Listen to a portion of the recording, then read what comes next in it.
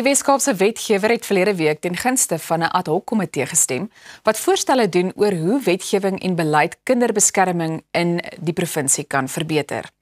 Nou as deel van sy mandaat sal die komitee die betrokke regeringsdepartemente, staatsorgane, burgerlike organisasies en kenners nader om vas te stel waar provinsiale wetgewing, beleid en ander maatreëls verbeter kan word om die beskerming en welstand van kinders 'n hupstoot te gee. Ek gesels nou met die DA se provinsiale woordvoerder oor maatskaplike ontwikkeling, Wendy Kaiser-Philander. Goeiemôre, good morning Wendy, en baie dankie dat jy vanoggend tyd maak om met ons te gesels. Goeiemôre Elsa, baie dankie vir die geleentheid en goeiemôre ook aan die kykers en die res van die span. Baie dankie. Nou Wendy, wat presies behels die komitee en sy verantwoordelikhede? Ja, Elsa, dis 'n baie kritiese en belangrike ad hoc komitee wat op die been gebring gaan word. En waarna ons ook kan verwys as 'n baie unieke spesiale taakspan. Soos wat jy tereg genoem het, gestig gaan word in die Weskaapse provinsiale parlement.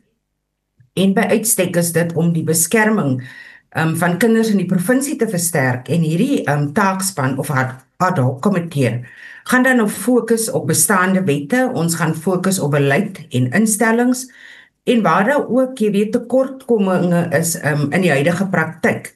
So basies ons mandaat gaan wees om die gapings wat huidiglik bestaan in terme van samewerking tussen verskeie entiteite, asook die implementering van wetgewing, en daarvolgens ook beleid te identifiseer, om dan nou nuwe praktiese oplossings voor te stel.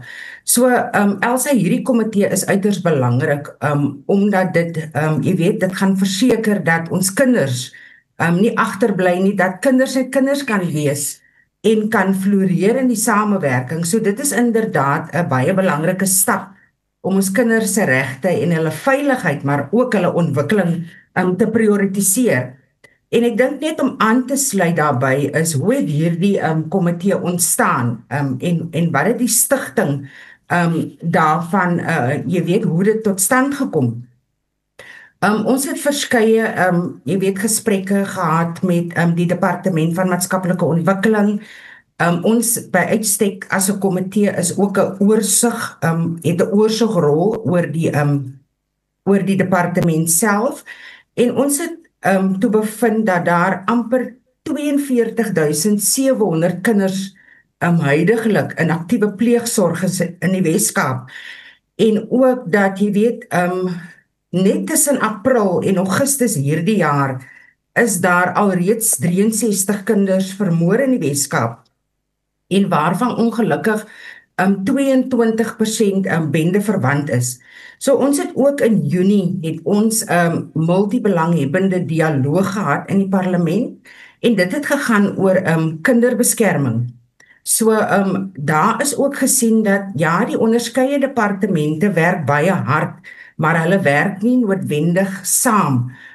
Jy weet, om hierdie krake in die stelsel te kan identifiseer en veral gemeenskappe wat te moet gaan met geweld, armoede en bendeaktiwiteite, om jy weet saam te werk om daardie probleme dan nou aan te spreek nie.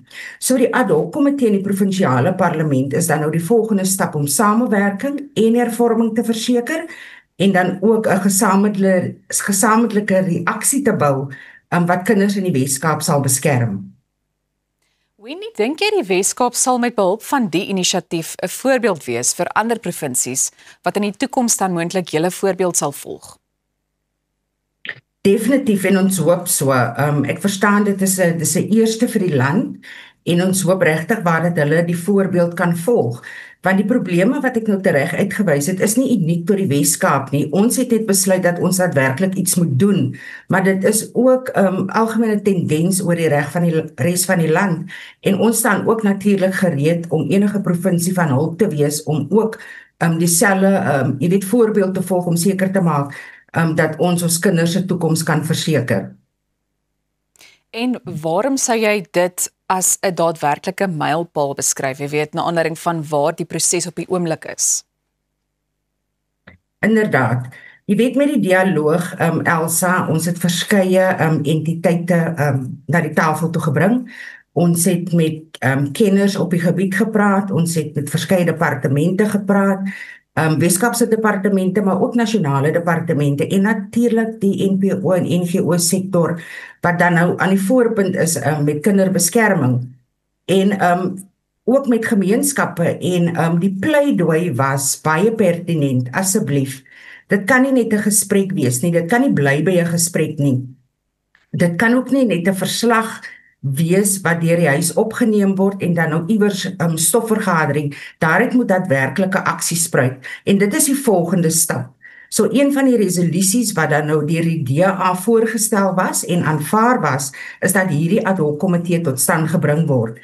So ons gaan nou weier konsulteer en ons weet ook sommige tye is daar uitdagings veral in ons landelike areas wat soms baie ver is van dienste spesifiek gemik op kinders. So ons is ook van plan dat sodra hierdie komitee dan nou formeel gestig word, wat volgens die parlementêre program so vroeg as volgende week sal gebeur, ons deel gaan maak van ons program om baie wyd te konsulteer in elke uithoek van hierdie provinsie. So dit is ons mandaat, ons wil graag hê ons gemeenskappe moet betrokke raak, ons entiteite, ons geloofsgroepe moet betrokke raak in